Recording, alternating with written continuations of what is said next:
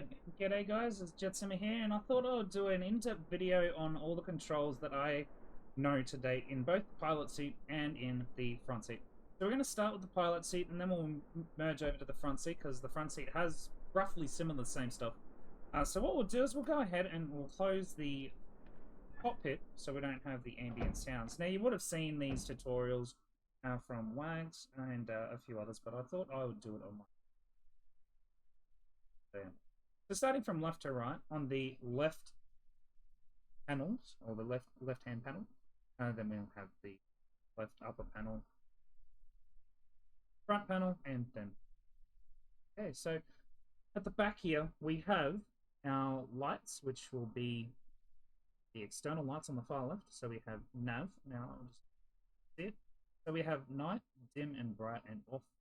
We also have formation lights, and anti-collision lights, red and white. Now you can use the white or red during the day, preferably red at nighttime.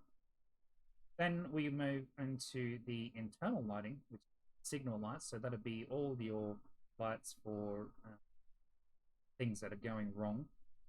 You also have floodlights, your standby lights for instruments, and your priming instrument helps then. Behind the power levers, you'll have your jettison button. I'll just move them forward.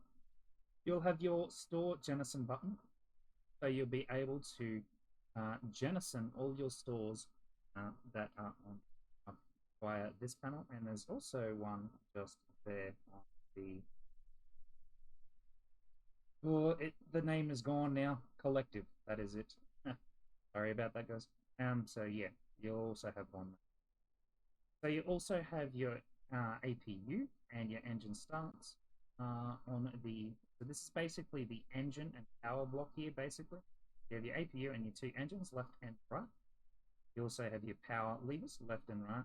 Your friction levers for people that have that sort of stuff, like joysticks and all that sort of stuff. Your battery, and external power, and the same thing. And your rotor brake, off, brake, and further up we have our emergency panel, guard, exponder, zero eyes, I don't know what they are, and emergency hydraulics. Your hydraulic.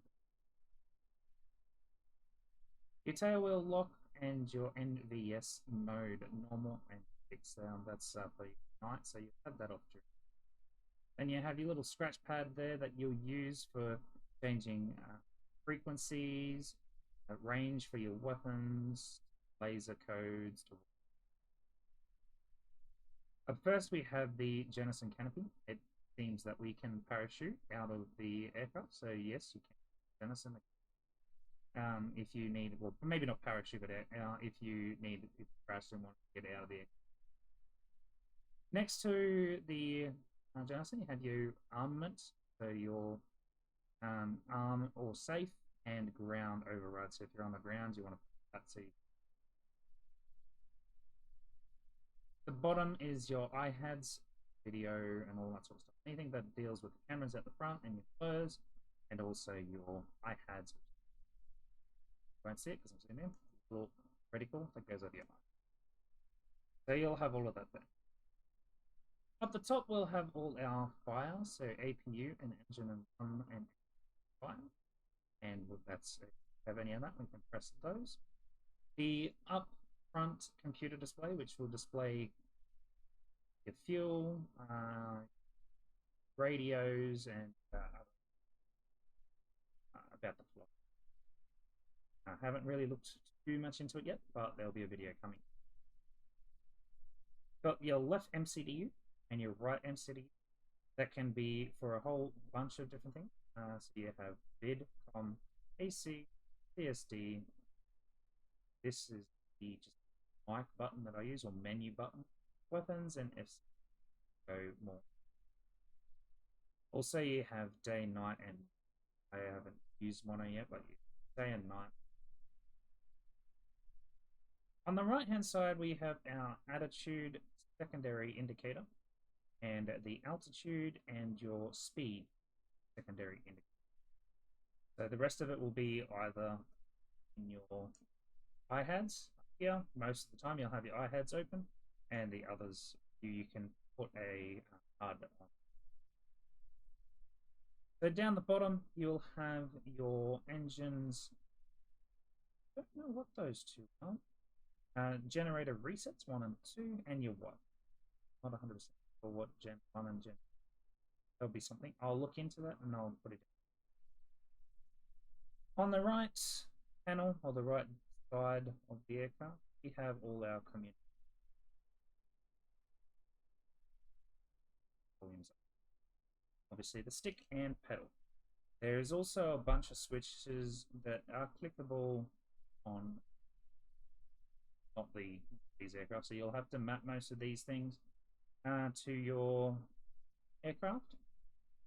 So yeah, if you got the Warthog or the Verpal, not the Verpal, is wing stuff, might be able to map most of those. Can't click them, unfortunately, but they are there and they require a key. So that is very quick overview of the cockpit in the front. The only other thing is your CMS, which is sharp and flare, and also painted by anything. Tell you you're being painted, and then you'll have your alignment for your IHADs in the front there. It looks like a little camera, but it's not. And you also compass. Jumping on into the front of the aircraft, that IHADs as well. The same thing from left to right. Zoom around here. You have your Jenison, so you can Jenison from either seat. Also, you should have a Jenison there as well. We also have interior lights just for this aircraft, so just for the front. So if you want to do the exterior lights, you have to be in the pilot seat. Interior lights, front seat. There, as you can see, there is no power stuff here for the engines or APU, just the power levers. So again, you'll need to be in the pilot seat to do anything power, but you can, once the aircraft is running and everything is set up in the back, jump in the front and fly from the seat. You also have your tail wheel lock and your NVS mode in the front. You have your emergency hydraulics and all that stuff at the front again. You have your scratch pad, and you have the left and right MFDs, as we were talking before, and the up front computer. The emergency fire for engine 1 and your armament that has moved up here. You have your left-hand grip, which all of this stuff is clickable, so you don't have to keybind it, but it is advised to keybind it. But if you run out of keybinds, you that. And also on the right-hand grip, you can also it is beneficial for you to map that one though to a switch. You must have that to a switch. Otherwise you're gonna I have it on little thumbstick on my joystick, which I will be doing a more in-depth tutorial soon. And then you have the TADS computer in front, which goes off the little camera outside of the helicopter right there.